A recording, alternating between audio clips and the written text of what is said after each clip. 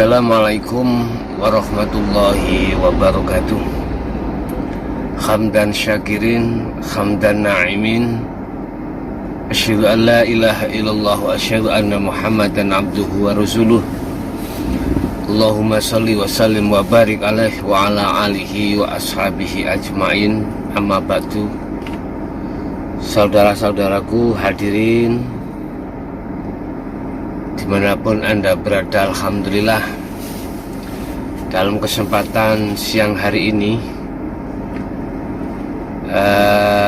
sebelumnya kami mohon maaf bila nanti kami tidak bisa secara langsung seperti biasanya dalam acara kuliah yang bertepat di jam 1 siang, karena posisi kami masih ada di luar. Bapak Ibu hadirin yang kami hormati, untuk tema kali ini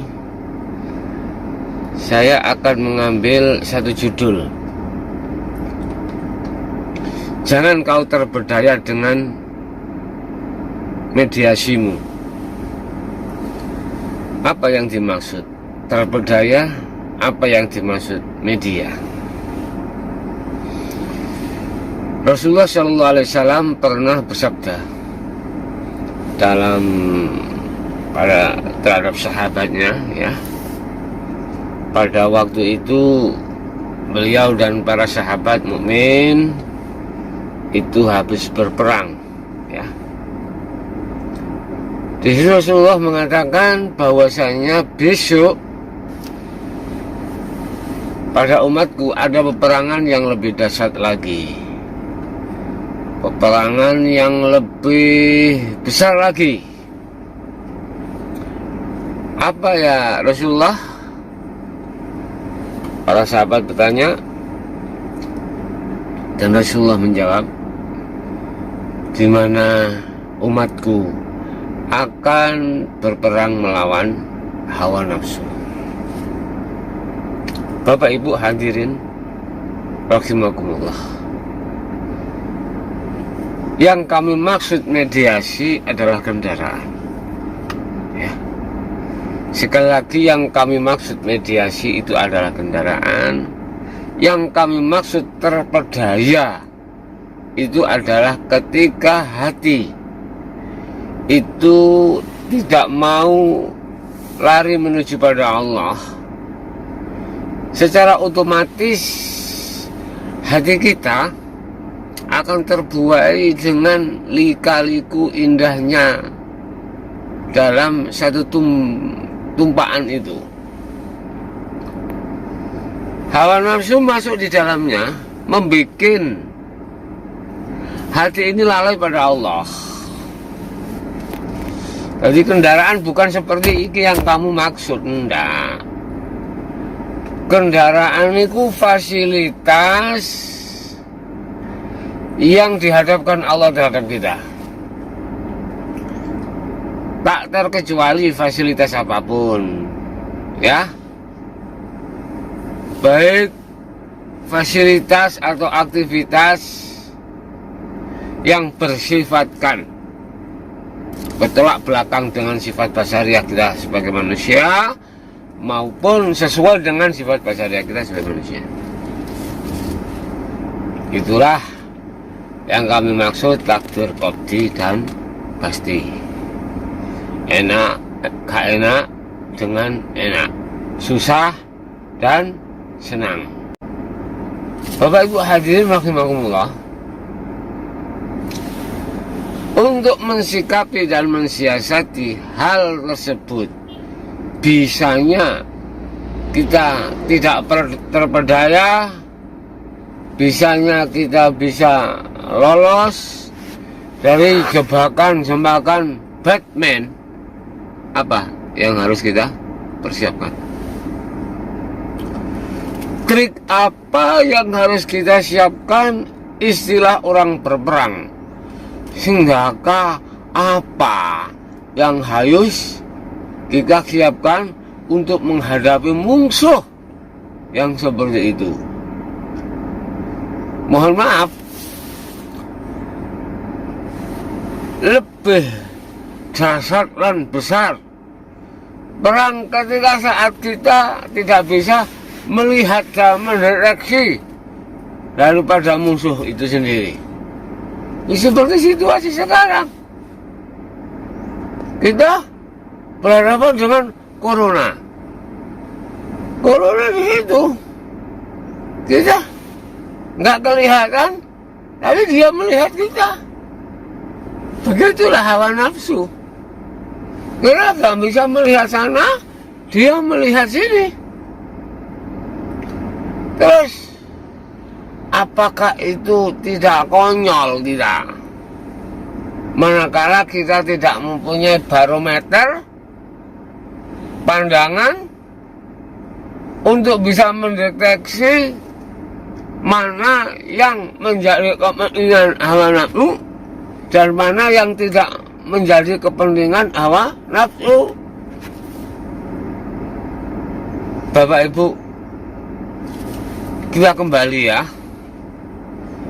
kembali pada laptop,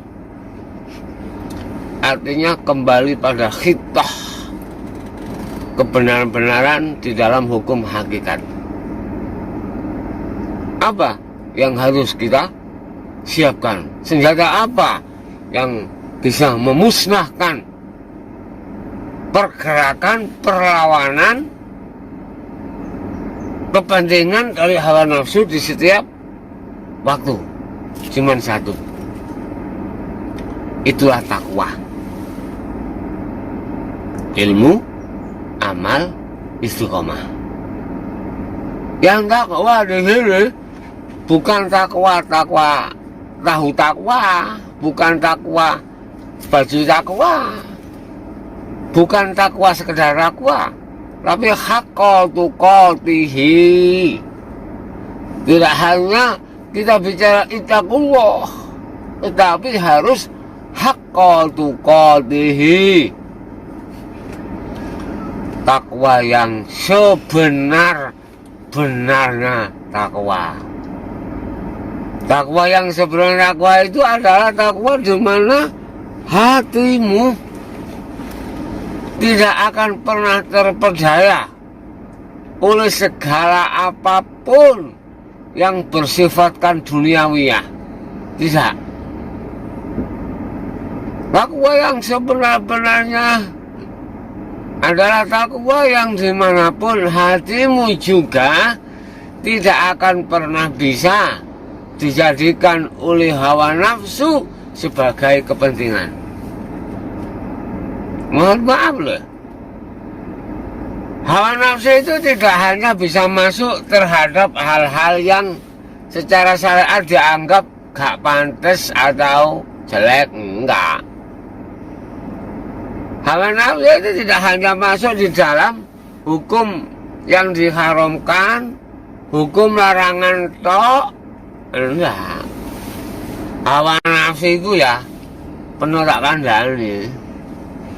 Dengan saya kasih tahu, juga masuk terhadap hal-hal yang dianggap secara syariat taat.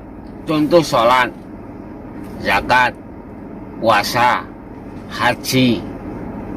Itu pasti hawa nafsu akan masuk di situ. Mau nggak mau, jenengan harus wawas diri tentang hal ini. Dengan bermodalkan takwa itulah Bapak Ibu, Anda akan tidak mudah dikalahkan oleh hawa nafsu. Anda tidak akan mudah dijungkelkan oleh hawa nafsu. Ingat, wa ma ubari'u nafsi inna nafsa la amaratum bisu. Nafsu itu ya karakternya tidak mengenal kata putus asa. Untuk apa? Untuk menjerumuskan hati ini supaya lalai dari Allah. Oleh sebab itu, kita harus juga mempunyai trik di dalam medan peperangan. Kita harus mempunyai sistem dalam medan pertempuran. Makanya kita dalam medan pertempuran harus punya strategi, ya, bagaimana cara mengalahkan musuh. Secara otomatis kita harus tahu pergerakan daripada musuh. Kita harus tahu pergerakan daripada hawa nafsu. Ketahuilah bahwasanya hawa nafsu itu juga masuk di dalam hukum taat secara syariat. Dia masuk dalam sholat, kita harus tahu. Dia masuk dalam zakat, sedekah, atau yang dikategorikan sebagai perbuatan yang bagus. Ini, ya, kita tidak hanya mendeteksi nafsu di hal-hal yang maksiat aja, enggak. Kita harus tahu pergerakan hawa nafsu di dalam aktivitas yang disebut taat. Bapak Ibu hadirin jamaah rahimakumullah,